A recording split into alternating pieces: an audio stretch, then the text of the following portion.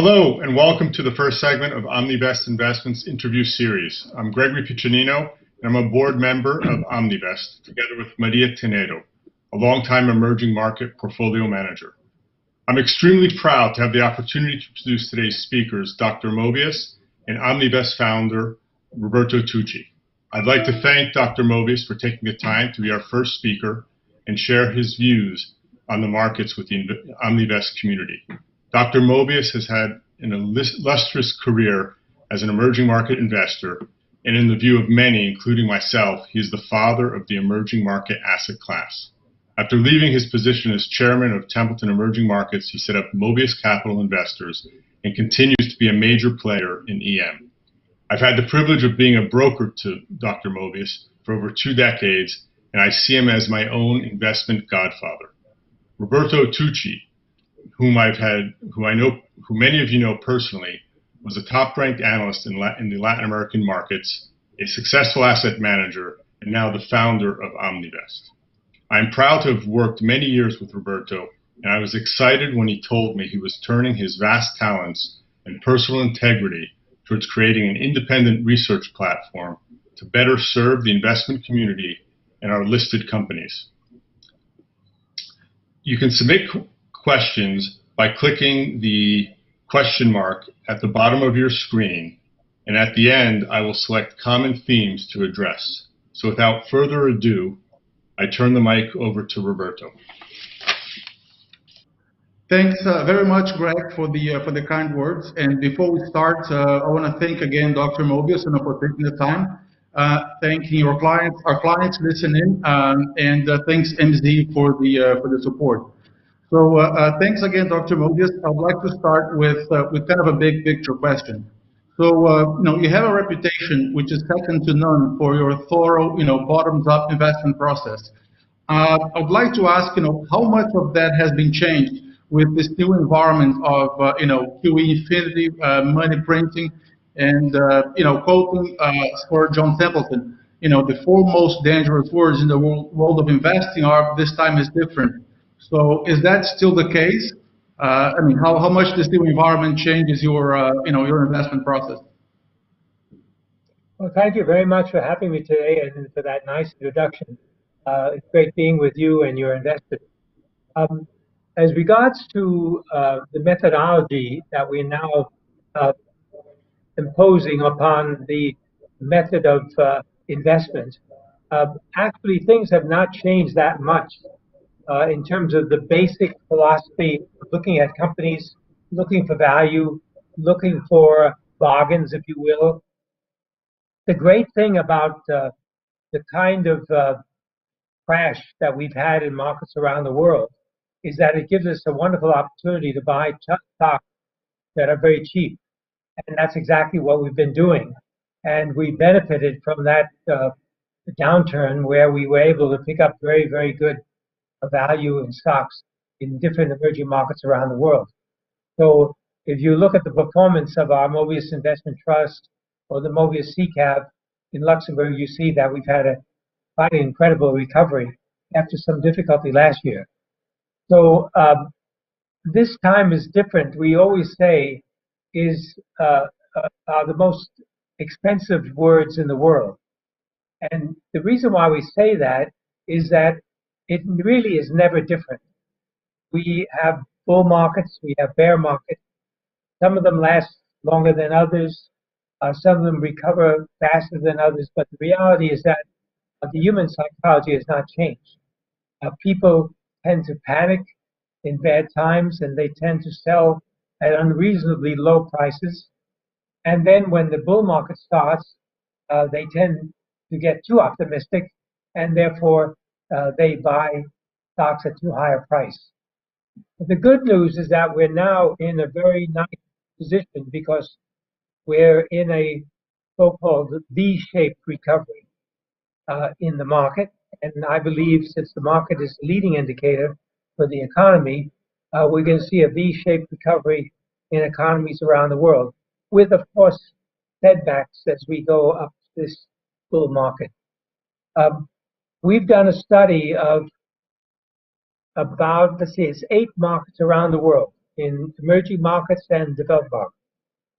And we found that the average bear market lasts a little less than 2 years, and the average decline is about 48%. The bull markets last longer. The bull markets last much longer than the bear markets. And of course, the recovery can be very dramatic. And that's why I try to tell people that when there's a bear market, be ready to buy in, even if you are buying too early. Because once the market turns into a bull market, the percentage changes can be very dramatic. You can make a lot of money because you're starting at a very low price, and the percentage change from one step to another can be very, very good for you as an investor. So our philosophy is things never change. They tend to stay the same. The only difference this time, of course, is it's a global phenomenon in a fast way, and it happened very, very quickly. And of course, it comes to reason because with the internet, news travels very, very fast. And so it's natural that this bear market was a global one. Okay, thank you. And as you said, it's been very fast, and also the response, from policymakers, regulators, central bankers has been unprecedented and very fast. So I guess the follow-up question to that is, how effective do you think the monetary and fiscal policies are being today? Is there an issue of negative marginal utility of these policies? And do you think that too much debt that the governments are going to end up having, and how much of that is going to constrain growth going forward? Well, first of all, I believe that the governments around the world made many policy mistakes. They looked at the numbers coming out of universities in different parts of the world, particularly in the UK, where they were making predictions that millions and millions of people would die from this COVID-19, which of course is not the case and will not happen. And they overestimated the impact, therefore took the advice of the scientists that used to lock people up and not let them go out to spread the disease. I think this was a big policy mistake. They could have made a lot of other policy measures that could enable people to continue working and continue the economy moving, rather than the very dangerous and disastrous shutdown policies. And of course, the first order of business was to increase the number of hospital beds available, because the way this COVID-19 hits is that it hits suddenly, it covers a lot of people get sick, and so you have to hospitalize them, and that creates a crisis in the hospital system. So what should have been done is that they should have put all their effort into increasing the number of hospital beds and all the facilities for hospitals. And the second thing would be a policy education for people to cover their mouths when they're going outside to other places, to keep a distance from other people, to prevent the spread of the disease. But the total shutdown policies that they pursued, I think, were disastrous and continue to be disastrous and creating more problems than they solve. Okay, thank you. Let's move on to your investment process. You say it's based a lot, on engaging with companies. I mean, not just companies, but all the stakeholders. Board members, the shareholders, management. Can you elaborate, for the audience a little bit more on how this works? How much of the process takes place before the investment is made? And is there anything in the process? Are there any filters that make a rule out an investment in a given company? Well, the first thing we emphasize is, of course, the financials. When we look at a company, we look at the financials first to see what they look like. But as you can imagine, the financials only tell you a very, very short picture. They give you a very short picture of the company. I don't know whether you've been following this disaster of in here in Germany, where one of the companies is a few billion, yeah, Wirecard, a few $1 billion missing, and you go, I mean, this is Germany. How can this happen into a country like Germany? And everybody's shocked. So there's an example where the financials will not tell you everything about what's happening in the company. But what is important is to look at the people behind the company. Who is controlling the company? What is their background? What is their history? What are people saying about them? And that is very, very important to understand what is happening. So our approach is more activist in the sense that, of course, we look at the company financials, we look at the industry, we look at the macro environment, but then we get to know the management and see if they can improve their corporate governance. No company is perfect in corporate governance, but what we want to do is help them improve the corporate governance so that the E, environmental, the S, social, and the G, governance, are all in line. And of course, if you can improve E and S, you've got to improve governance. So what we do is we look at the company to find out if they're amenable to improving their corporate governance. Of course, many companies already are doing quite a good job, but there's always room for improvement. And once we have determined that they're willing to work with us, we then start to make recommendations. So we act sort of like a consultant to them, telling them how they can improve corporate governance and thereby improve their share price, because there's a direct correlation between governance and the share price. Interestingly enough, with the rise of exchange-traded funds, ETFs, and index funds, there's a growing interest in activist investing, which is why we have entered into this field. We launched our funds 2 years ago to start to be more activist rather than passive, as you see with the ETFs and the index funds. No, thank you. This is great. And still with corporate governance, I'd like to focus on two items. One is management compensation, and the other one is board composition. Can you elaborate on what do you emphasize? For instance, of course, we know family companies are great and they think long term. But when you try to change a board composition in a family company, that can be pushback because a lot of them tend to have cosmetic boards full of yes men.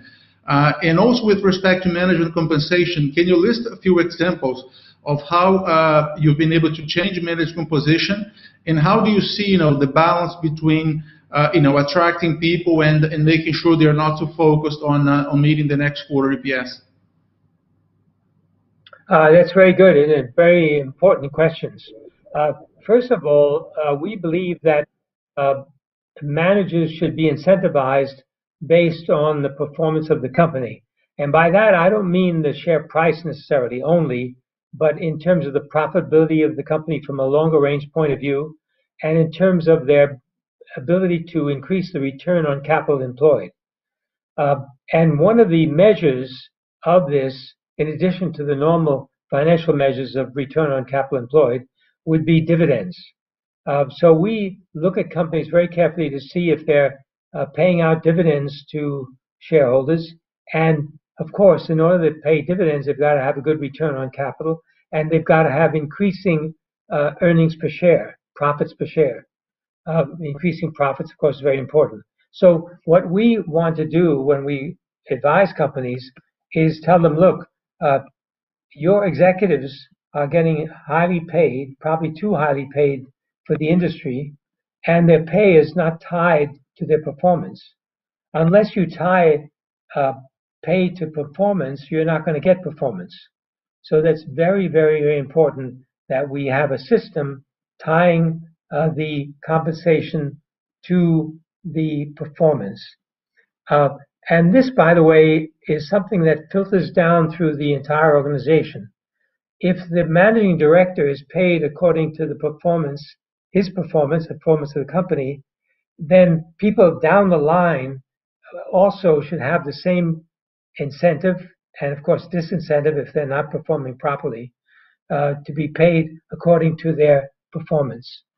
Usually, it's not a good idea to have very highly paid executives. Executives should be dedicated to improving the company's performance, and only then should they be paid million-dollar salaries and so forth and so on. It's quite remarkable when you look at it.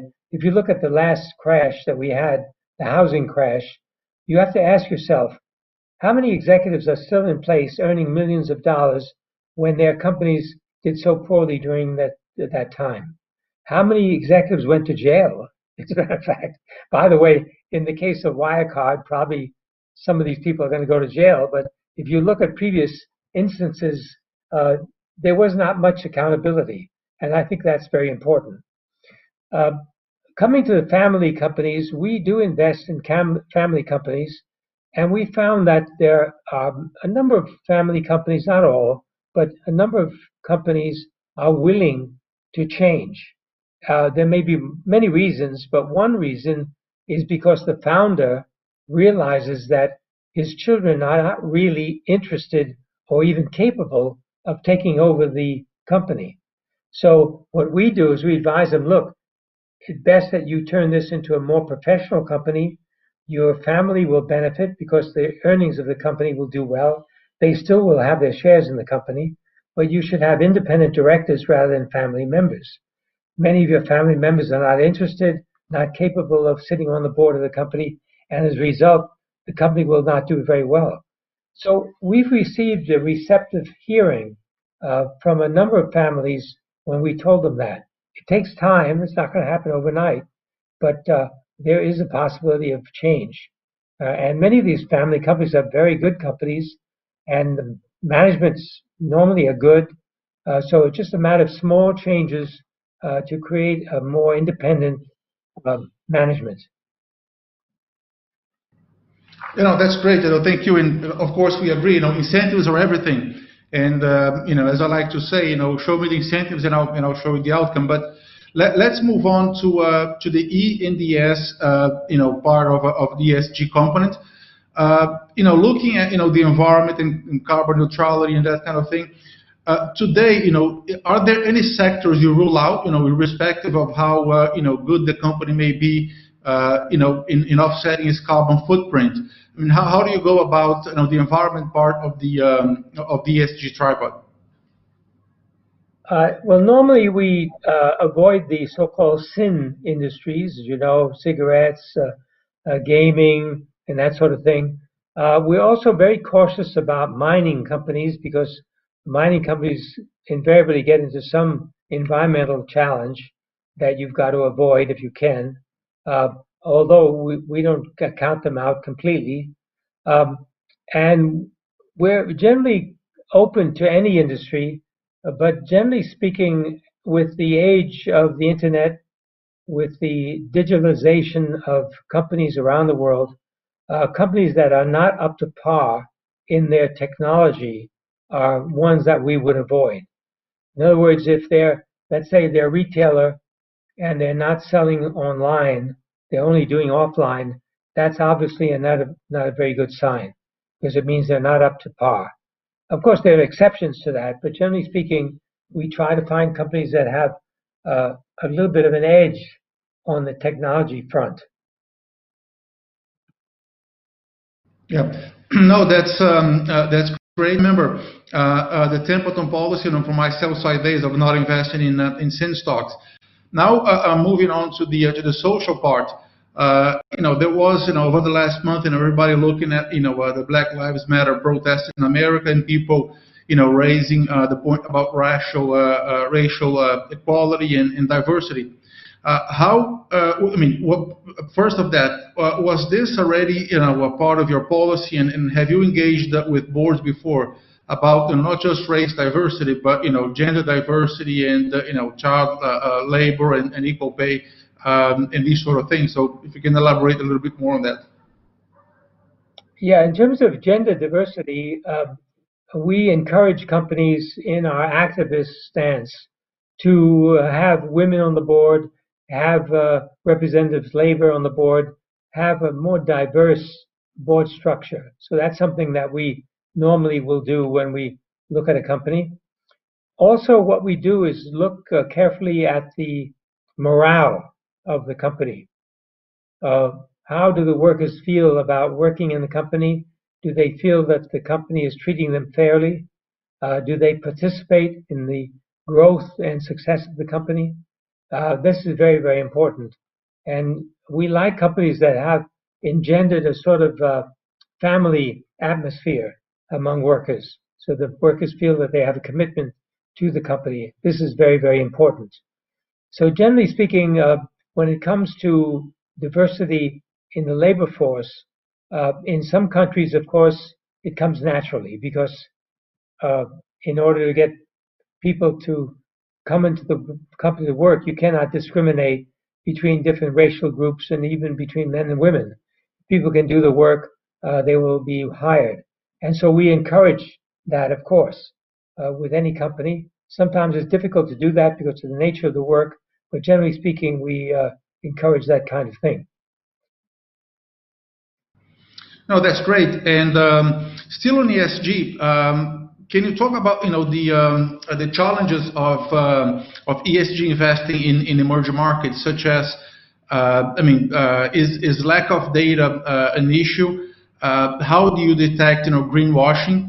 And also when you look at all emerging markets and you look at across the globe, is there any country which is ahead or any industry which is ahead and the other ones which are falling behind?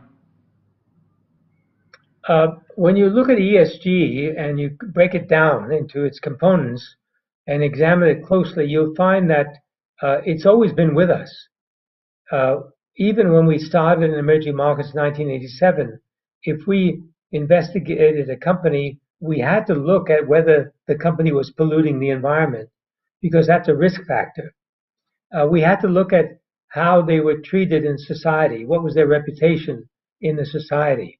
Were they seen as very, very bad taskmasters for the employees? Did they treat employees fairly or not? So we had to look at these social aspects as well. And of course, governance, that was number one of the kind of variable we had to focus on. So ESG is not new. It's a new term. It's a new phrase, but it's something that we've been doing from the very beginning in order to reduce risk. Because at the end of the day, you don't want the risk of an environmental damage, social upheaval, or whatever. So the good news is now it's become institutionalized, and there are organizations who actually score companies on their ESG credentials. And there's a list that you can see of items that companies can follow to improve their ESG scoring. Now, in some ways, you'll see that this kind of scoring system leads to, you can say, greenwashing, if you will, where people make small changes in order to get a check mark in that list. But generally speaking, there's a lot of talk about sustainability and ESG, et cetera, but there's a lot of action as well. In other words, we're now beginning to see real action on the part of companies to change the stance and to improve their ESG credentials.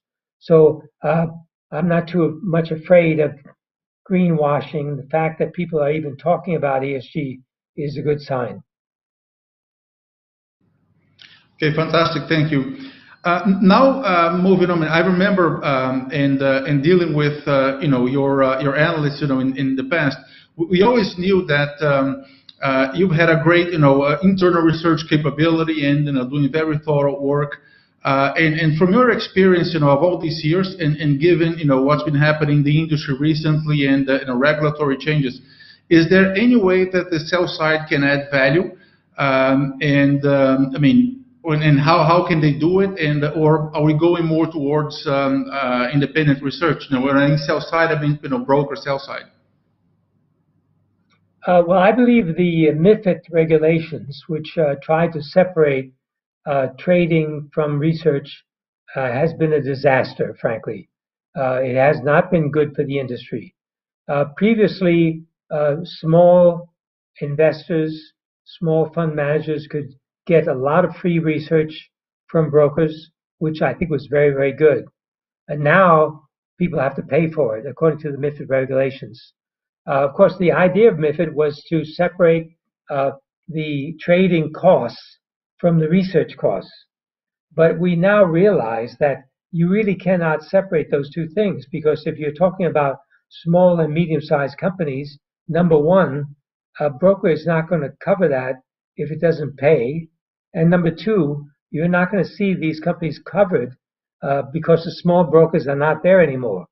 Large brokers will not want to pay attention to these small companies. So net, it's been a big loss for the industry. And I hope that some of these MiFID regulations are eliminated in the future. Otherwise, it will not be very good for the industry. So now, in our case, we have to rely on our own research, and also, thank God, there's the internet and there's other sources. And more importantly, we can go out and buy the research if necessary.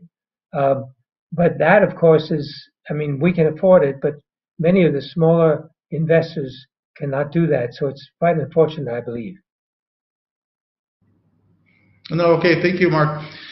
Moving on to what's happening globally now. Not only because of COVID, but before and being accelerated by COVID, we're going through a process of deglobalization. Of course, it's not going to be the end of globalization, but how you see that whole process, before COVID and after COVID, how do you see emerging markets being affected by that, and especially on the commodity side, if Asia becomes more, let's say closed or Asia-centric, and Australia being a big part of and being a commodity superpower, how do you see these factors playing out?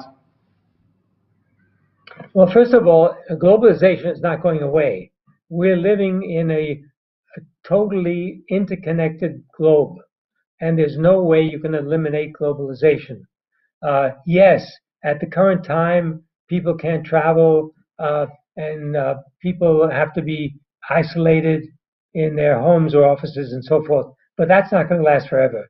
We are going to see a return to more travel and more communication around the world and more trade as we go forward. The difference is that with the Trump era, the idea of multilateral agreements are not going to be so important. We're going to have unilateral agreements because what Trump has basically said is that, look, these multilateral agreements were disadvantageous to us, the Americans, because countries like China took advantage of this open trade, whereby they could ship to the U.S., but the U.S. couldn't ship to China, et cetera, et cetera. So it was no reciprocity, let's put it that way. And I'm sure Brazil has run into this problem, and other countries have run into problems, not only with China, but with other countries. So there's going to have to be unilateral agreements as we go forward. There still will be some multilateral agreements, but I think more and more will be unilateral. Now, in terms of the impact on these other countries, emerging countries around the world, the U.S. trade war has actually had a beneficial impact on many countries, because buyers of Chinese products now realize that they have to find other sources. The supply sources have to change. So you've had countries like Vietnam benefiting incredibly from the movement of manufacturing from China to Vietnam. I think Brazil will probably benefit from this as well. And I believe that this will be generally a positive thing. By the way, not only for these countries, but also for China, because you must remember, China, in order to continue growth, has to move away from an export-led economy because their own labor is getting more expensive. So they've got to move towards a U.S. model, and that is a domestic economy where the domestic consumption drives the economy. And China is moving in that direction anyway. So I believe that this COVID situation is not going to end globalization. It generally has been positive for emerging countries. if you just look at one aspect, debt, with interest rates in the U.S. going to single digit, low single digit, in Europe negative interest rates, emerging countries now can borrow at very, very low rates and can pay back their loans with money from multilateral institutions at very, very low rates. So there's a great opportunity for these emerging countries to straighten out their finances.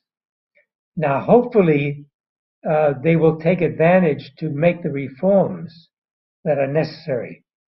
So that's why I always advise that multilateral institutions, when making loans, should attach conditionality to these loans. In other words, yes, we will give you this money, but where are the roads that you're going to build? Where are the bridges you're going to build? How many schools are you going to build? What is the situation with your arts? Are you building theaters to encourage artistic work, etc., etc.? So this is going to be a very great opportunity, I would say, for these emerging countries. No, thank you, absolutely. And a follow up on that, given that you talked about the U.S.-China, rivalry, which people say it could be a new Cold War, but whatever. When technology, is a big aspect of that, and it's especially with the whole 5G issue. Do you expect that either one superpower says that, okay, you're either with us or you're against us, and enforcing their allies to choose sides? So how do you see this new rivalry or Cold War, depending on how people want to call it? How do you see this affecting emerging markets and the whole investing landscape, for the next few years? Well, in line with what I just said, with the unilateral agreements rather than multilateral agreements, I think more and more countries will steer away from joining any club or joining any group that is set up to attack another group or to oppose another group.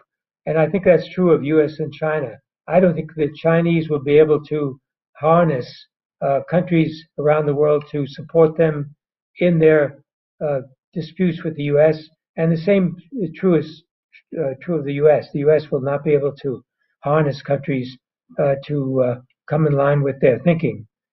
So that's a great thing, by the way, of the internet now, because information flows very quickly, and people learn what are the implications of what their policies are. No, fantastic. And just a final on this.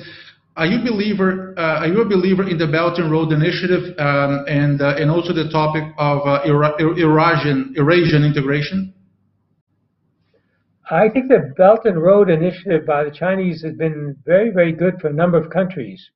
The reason I say that is that the Chinese go in and they build the infrastructure. They'll build a port, they'll build railroads, they'll build airports, they build roads. I've been in many of these countries in Africa, in Asia, where the Chinese did an incredible job in building infrastructure. Now, of course, very often they would bring in their own equipment and their own workers to do the job, but the job gets done, and it's an example to these countries that they can do it also. So I would say the Belt and Road Initiative, on balance, has been good. Now, a lot of people are afraid that, oh, China is going to get a political benefit.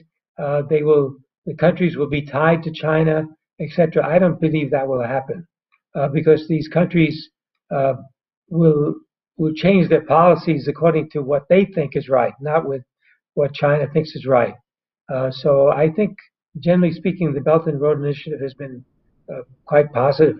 I would like to see the U.S., Europe, and other rich countries do the same thing. I think it would be good for everybody. Okay, thank you. Let's move on to the banks, financial sector. I think a big theme is the competition between not just banks and fintech, but banks and big tech. I don't know if you have seen, but over the last week, WhatsApp announced, Brazil, would be the first country where they would announce, they would introduce their payment system. They have done that with Cielo, and then the regulators told them to stop, and to look at competition issues. But of course, it may come back. So how do you see the issue of this competition? And also, having as a background, that China well, and there's the Tencent with WePay. How do you see this playing out? And how much do the big banks need to fear big tech? FinTech is growing very, very rapidly, as you know. If you go to China, you'll see that when it goes to retail trade, most of the payment is done with your cell phone.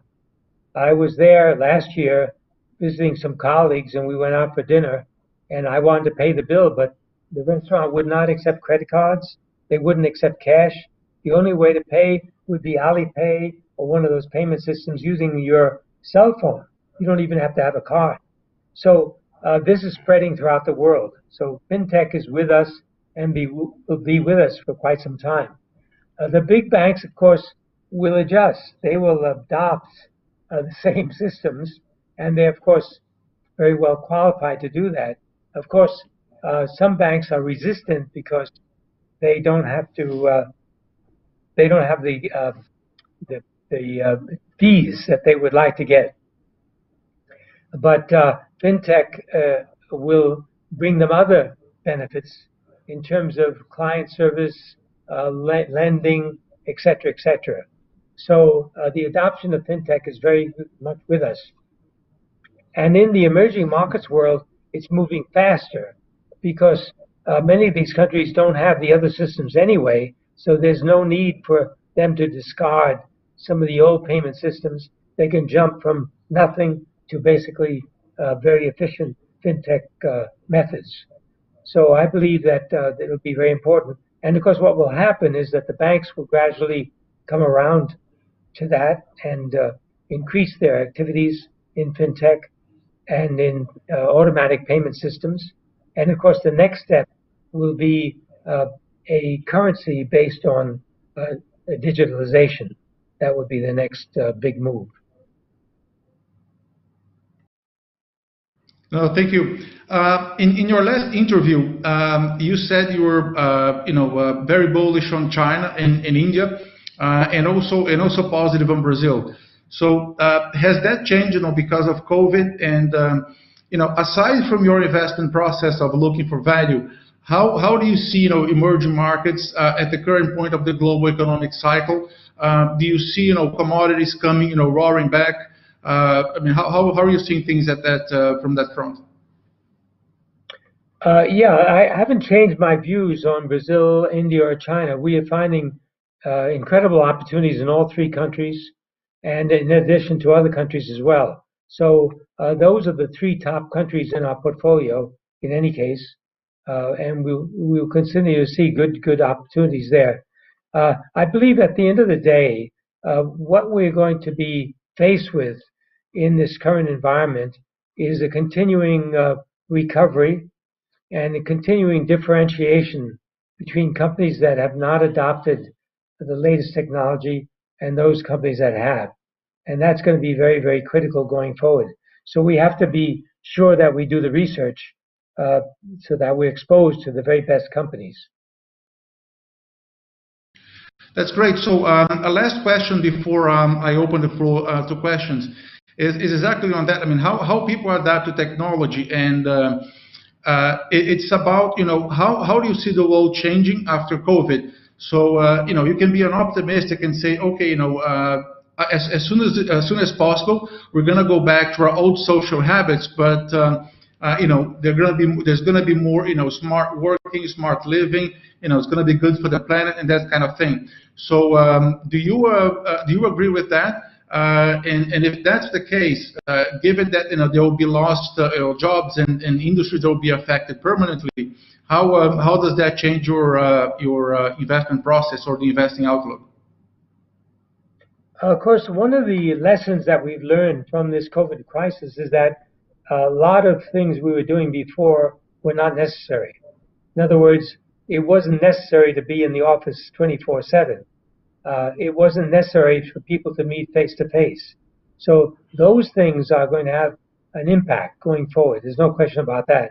Some jobs will be lost forever because companies are realizing, hey, we didn't need that many people at the end of the day. And maybe we can use part-time people working from home. So this is one of the big changes that are happening. Now, it's not going to be a revolution. In other words, things will get back to normal, get back to what they were before, but there are some of these fundamental changes as we go forward. And by the way, even without COVID, these changes would have taken place anyway. It's just that COVID has accelerated the process and given people a reason to make changes. No, thank you. That's great. I'll now hand over to Greg, where he's going to ask the questions from the floor. Great. Thank you very much for the interesting presentation and moderating, Roberto. Dr. Mobius, one of the questions that comes up is the U.S. dollar, and for most of my career, the U.S. dollar has been dominant. The question that comes from one of our participants is, what's your view about the U.S. dollar, especially when American debt is expected to hit 120% of GDP by 2030? Well, you know, the American debt is not a problem for America. There's no problem at all. Why? Because the American government prints dollars. They can print as much as they want and pay back all the debts very, very easily. It's just a matter of faith. People have faith in the dollar.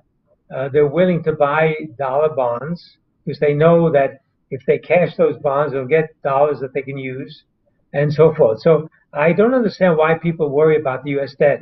It's not an issue. It's an issue for other countries who are borrowing in U.S. dollars, not in their own currency, and then could be in trouble if they are not earning enough dollars to pay back the debt. So that is the real $64 question. The other factor you must remember, again, let's go back to this time is different. It's never different when it comes to currencies. All currencies lose their value eventually. You know, we talk about inflation. It's not inflation, it's currency devaluation. And if you look at the history of currencies around the world from the beginning of time, no currency held its value. Every currency falls by the wayside. In recent history, as you know, the pound sterling used to be the preeminent currency, no longer. And this is what people really must remember. At the end of the day, currencies are going to be replaced. And already you've heard of cyber currencies. That is something that we may see going forward.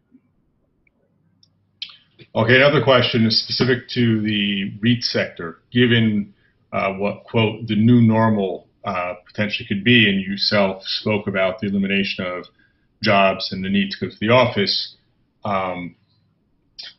do you think when the pandemic is over, in your view, will that have an impact on the corporate office market?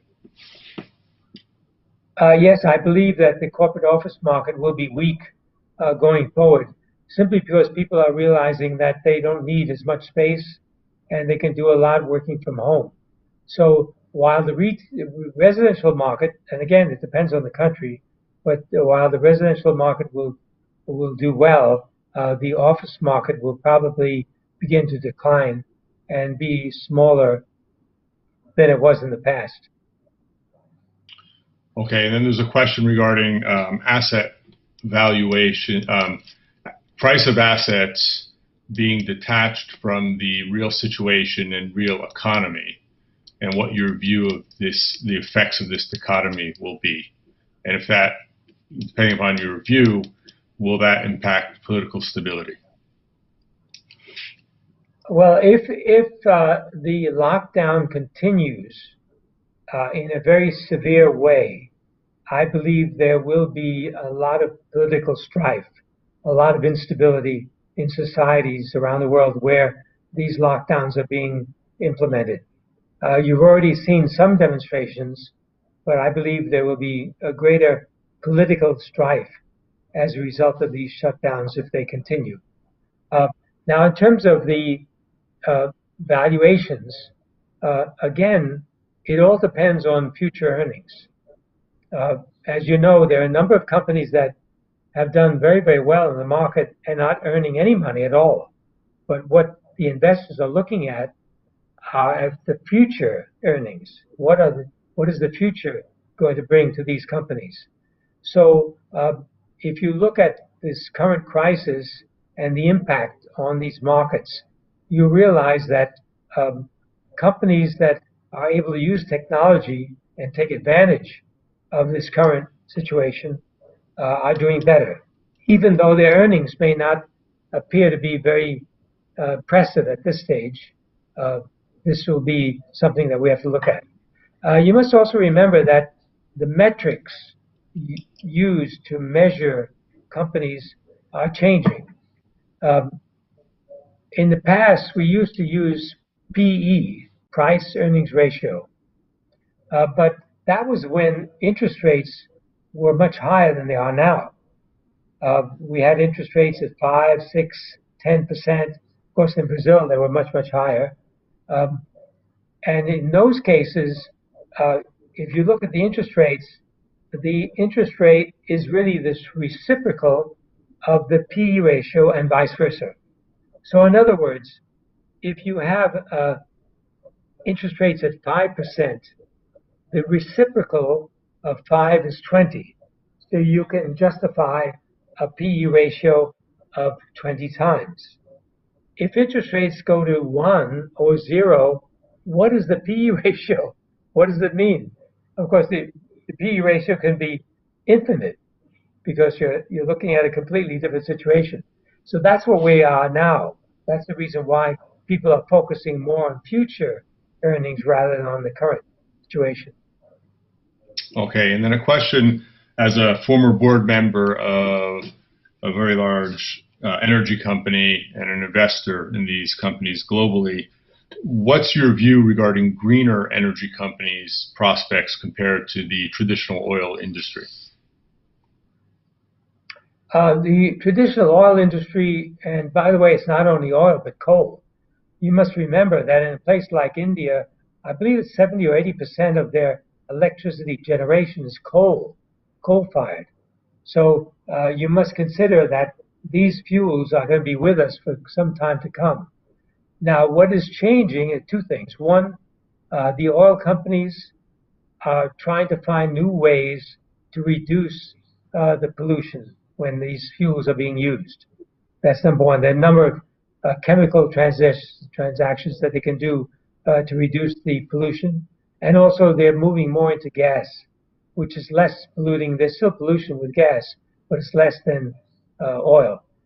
The other thing these companies are doing are moving into the non-polluting energy fields like wind and solar. So you're seeing a diversification by these energy companies into other forms of fuel. But coal and oil will be with us for quite some time in the future.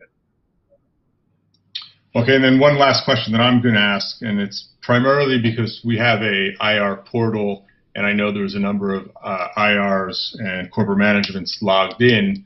Can you share any best practices that you've seen companies take in your markets in order to continue to connect with the global investment community, given the shelter in place and the potential that travel restrictions will continue through 2021? Yeah, we've seen some good examples where, number one, very important for a company to have a website. This is a great tool for companies. It's not expensive, and you can set up a very nice website with a description of your company, description of the people in the company, maybe a video of the operations of the company, and your annual report and balance sheet. So all that kind of information is very, very good and creates a shareholder trust, and also generates new interest in the company, not only as a shareholder, but for people who buy your products. So I would say that's number one. Number two is what is happening is that many companies are having webinars similar to what we're doing today, where they will get on the line and invite their shareholders or other people who are interested in the company to come on and ask questions of their managing director. The key, of course, is transparency. You've got to have transparency. You've got to be willing to reveal what the company is doing, not necessarily revealing competitive information, but give people a sense that you are transparent and willing to explain what you're doing.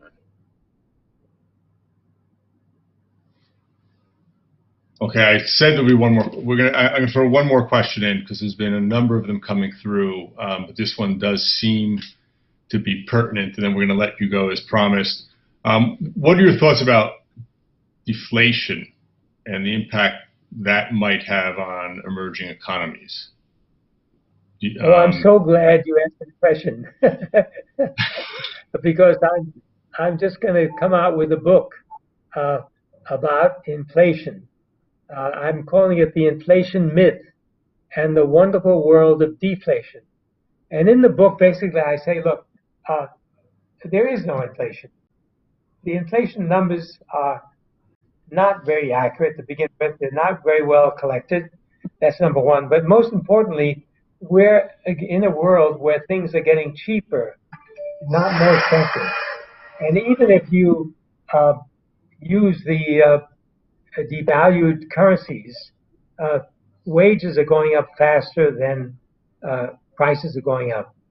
And if you are looking at the quality of goods, the quality is increasing every day. And if you look at, in my lifetime, I remember when I wanted to make a call to Brazil, it would cost me maybe $20 or $30 a minute. I now can have this conference call free of charge. So this is quite incredible, the changes that are taking place around the world. So we are in a deflationary environment. People have got to get used to the idea. Deflation is not a bad word. It's a good thing. It means that people are getting more and more benefits for the money that they earn. Okay, I'll turn it back to Roberto. I really appreciate you spending time with us. And if you come around on a book tour and you hit the New York area, always look me up. Thank you very much, Greg. Look forward to seeing you. Okay, thanks very much, Dr. Mobius. It's been a master class. We all appreciate. We're going to send to all of the clients and everybody that listened in some of the materials that you mentioned during the call, like your last article about the history of bear markets, and I'm looking forward to see your new book. Again, thanks very much for MZ for helping us organize. Thanks for everyone listening, and thanks again for Dr. Mobius to share his valuable insights and giving us this investing masterclass. Thank you very much. Thank you. Bye bye.